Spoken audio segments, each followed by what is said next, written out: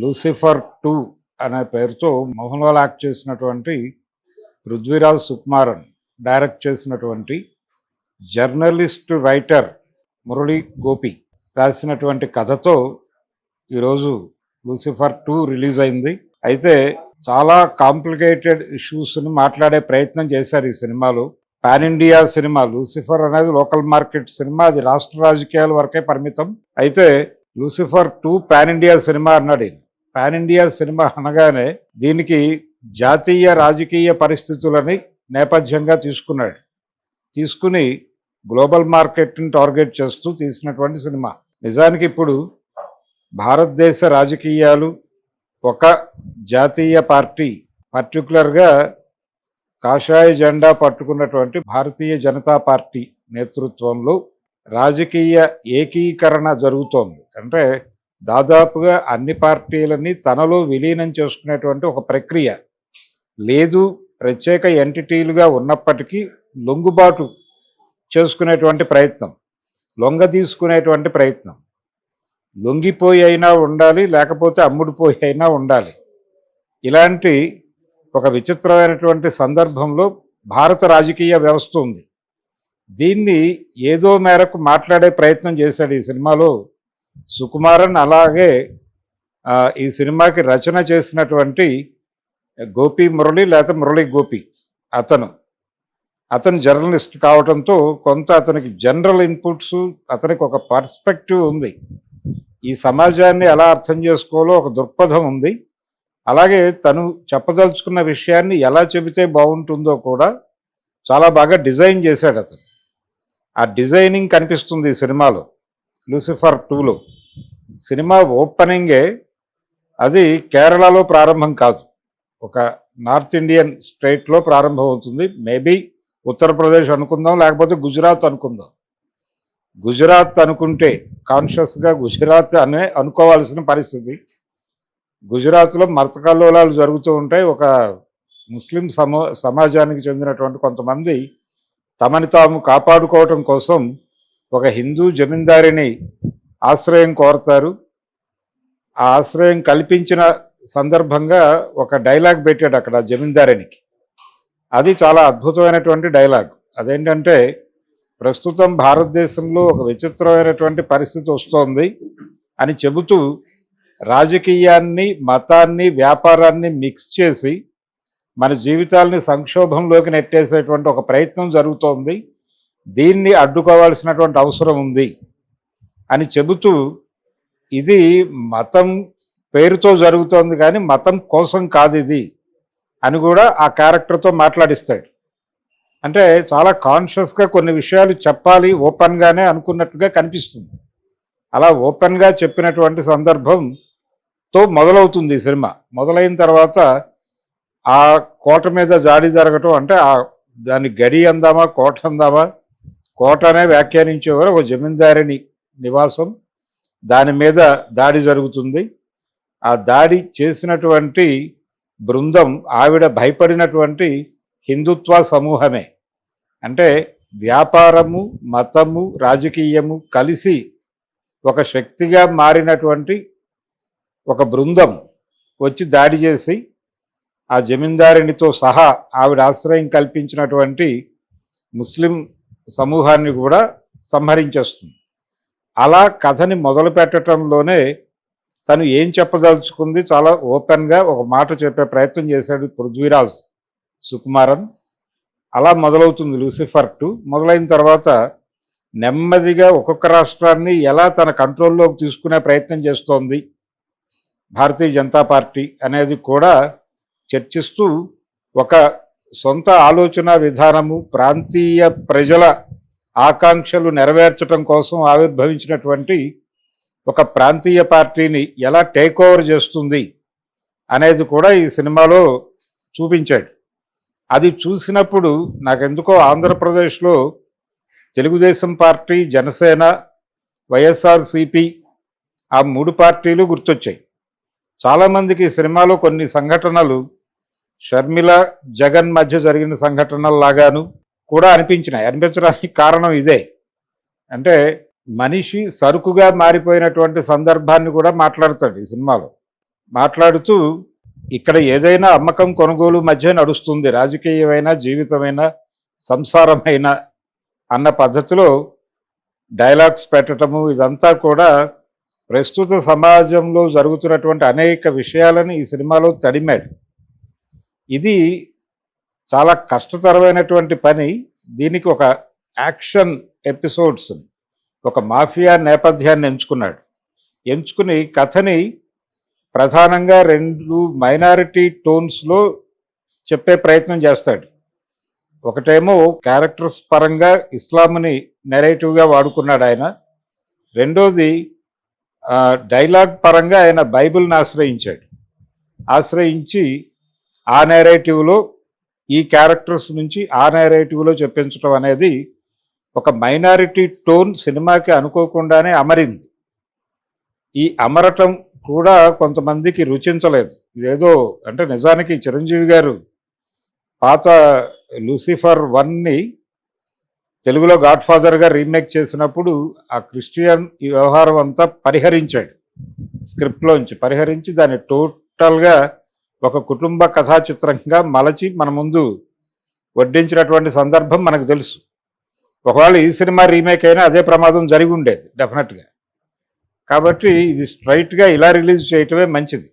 ఇది చాలా బాగా అనిపించినటువంటి అంశం. అలా ఒక ప్రాంతీయ పార్టీని ఎలా కంట్రోల్లోకి తీసేసుకుంటోంది, ప్రతి పార్టీని తన కంట్రోల్లోకి తీసుకోవటం, సరెండర్ చేసుకోవటం, తన అవసరాలకు వాడుకోవటం, పావులుగా చూడటం, ఏ పార్టీనైనా సరే కంట్రోల్లోకి తీసుకునే ప్రయత్నం చేయటం, ఇంక్లూడింగ్ కాంగ్రెస్ పార్టీని కూడా కంట్రోల్లోకి తీసుకునే ప్రయత్నం జరిగిపోతుంది. ఆల్రెడీ కంట్రోల్లోకి వెళ్ళిపోయిందేమో అనేటువంటి అనుమానం కూడా ఉంది నాలాంటి వాళ్ళకి. దాని తాలూకా ఇన్ఫ్లుయెన్స్ కూడా ఈ సినిమాలో కనిపిస్తుంది. ఆ రెఫరెన్స్ అంటే లౌకికవాదానికి ఇప్పటికీ ఒక సంకేతంగా నిలబడినటువంటి ఒక రాజకీయ పార్టీని నిలబెట్టడం కోసం ఒక ప్రయత్నం జరుగుతూ ఉంటుంది. ఆ ప్రయత్నాన్ని నీరు కార్చడానికి ఆల్టర్నేటివ్గా ఇంకొక ప్లాన్ సిద్ధమైపోయి ఉంటుంది. ఆ సిద్ధమైపోయిన సందర్భంగా దీన్ని నిలబెట్టుకోవడానికి ఏం చేయాలి అనేది ఒక మైనారిటీలకు చెందినటువంటి వ్యక్తులు రకరకాల ప్రయత్నాలు చేస్తూ ఉంటారు. అది కూడా చూపించాడు ఈ సినిమాలో.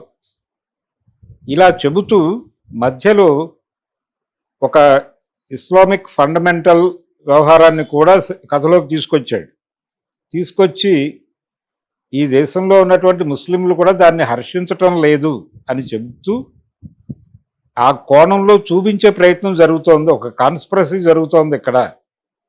కొన్ని అటువైపు నుంచి తప్పులు జరిగి ఉండొచ్చు. ఆ తప్పుల్ని విపరీతంగా నేరేట్ చేసి ఈ దేశంలో ఉన్నటువంటి మైనారిటీలని కంట్రోల్లోకి తీసుకునేటువంటి ఒక ప్రయత్నం జరుగుతోంది ఇక్కడ అనేది కూడా అనుకోకుండానే ఆయన ఎక్స్ప్లెయిన్ చేసే ప్రయత్నం చేశాడు. ఈ విధంగా భారతదేశంలో ప్రస్తుతం జరుగుతున్నటువంటి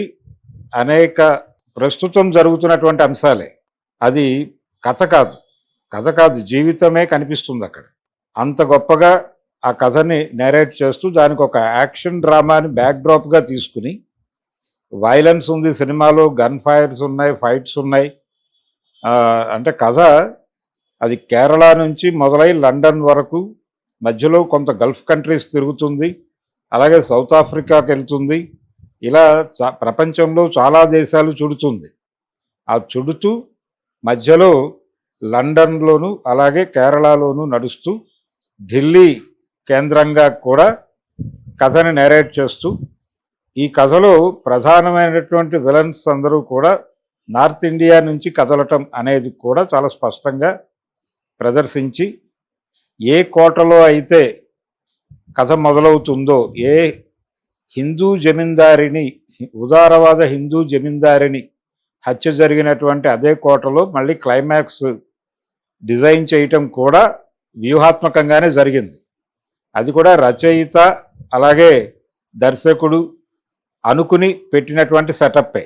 కాబట్టి ప్రస్తుత వర్తమాన భారతీయ సమాజంలో భారతీయ జనతా పార్టీ ఆడుతున్నటువంటి రాజకీయ క్రీడ, అలాగే ఒక రకంగా మెజారిటీ మతం ప్రమాదంలో ఉంది అనేటువంటి నేరేటివ్లో నుంచి మైనారిటీస్ని టెర్రరైజ్ చేయడానికి జరుగుతున్నటువంటి పనులు, వాళ్ళని భయోత్పాతుల్ని చేసి వాళ్ళని కంట్రోల్లోకి తీసుకోవటానికి, సరెండర్ చేసుకోవటానికి జరుగుతున్న ప్రయత్నాలు, మతం, రాజకీయం, వ్యాపారం, నిజానికి మార్కెట్ ఎకానమీలోనే అదొక భాగం.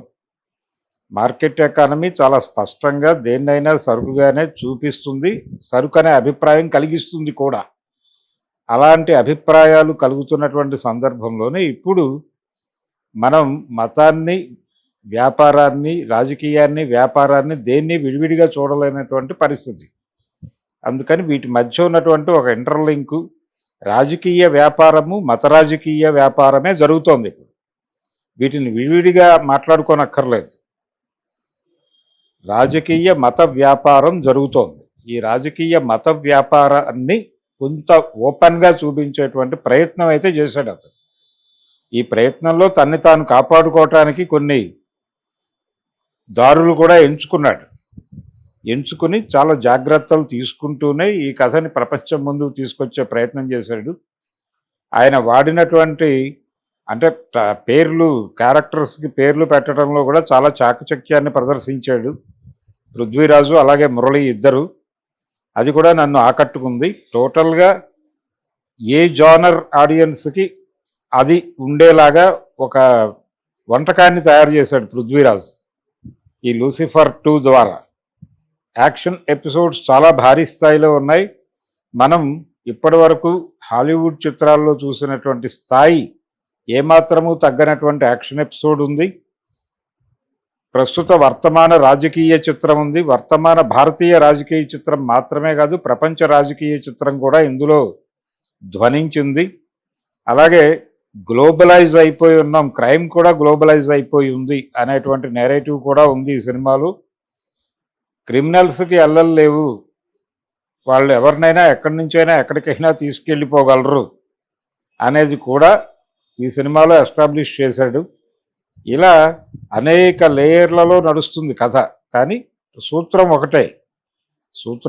ప్రస్తుతం మైనారిటీలు పడుతున్నటువంటి రకరకాల ఇబ్బందులు, పర్టిక్యులర్గా సరెండర్ కమ్మని పిలుపులు, లొంగుబాటుకి సిద్ధపడకపోతే జరిగేటువంటి దుర్మార్గాలు, అణిచివేత పద్ధతులు, వీటన్నిటినీ కూడా ఏదో మేరకు మాట్లాడే ప్రయత్నం చేసినందుకు రచయితని అలాగే దర్శకుడిని అభినందించాల్సినటువంటి అవసరం అయితే ఉంది. మరి ఇన్ని లేయర్స్లో నడిచినటువంటి ఈ సినిమా ఎలా ప్రజల్ని ఆకట్టుకుంటుంది అనేది చూడాలి. ప్రజల బుర్రల్లో రకరకాల నేరేటివ్స్ ఆల్రెడీ ఉన్నాయి. ఆ నేరేటివ్స్ని ఈ సినిమా ఎలా కనెక్ట్ చేసుకుంటుంది అనేది బాక్స్ ఆఫీస్ రిజల్ట్స్ చూస్తే కానీ క్లారిటీ రాదు. చాలామందికి చాలా విషయాలు గుర్తొస్తాయి ఈ సినిమా చూస్తుంటే. ఒక రకంగా కాంగ్రెస్ పార్టీకి కూడా ఒక క్లాస్ చెప్పే ప్రయత్నం చేశారు ఈ సినిమాలో. అంటే మీరు మీ పార్టీ లోపల ఉన్నటువంటి శక్తులు అని మీరు అనుకుంటున్నటువంటి వాళ్ళని కూడా వాళ్ళు కంట్రోల్లోకి తీసేసుకున్నారు, కాబట్టి కొంచెం కాన్షియస్గా వ్యవహరించండి అని ఒక సూచన చేసే ప్రయత్నం కూడా చేశాడు ఈ సినిమాలో.